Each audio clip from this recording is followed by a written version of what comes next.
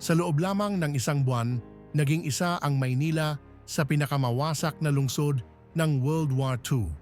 Noong Pebrero 1945, nagsimula ang madugong laban para sa kalayaan ng Maynila matapos ang 6 na taon ng pananakop ng mga Hapones.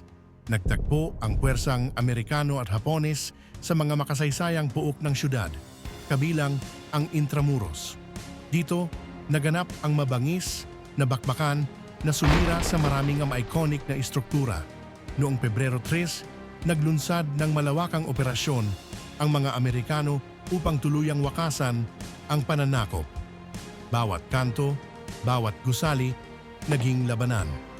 Ang depensa ng mga Hapones ay nagdulot ng hindi matatantong pagkawasak at pinakamahalaga, pagkawala ng humigit kumulang 100,000 buhay ng mga Pilipino, civilian man o hindi.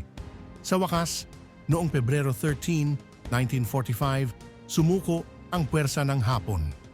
Nagbigay daan ito sa paglaya ng Maynila at mahalagang hakbang sa kalayaan ng buong Pilipinas.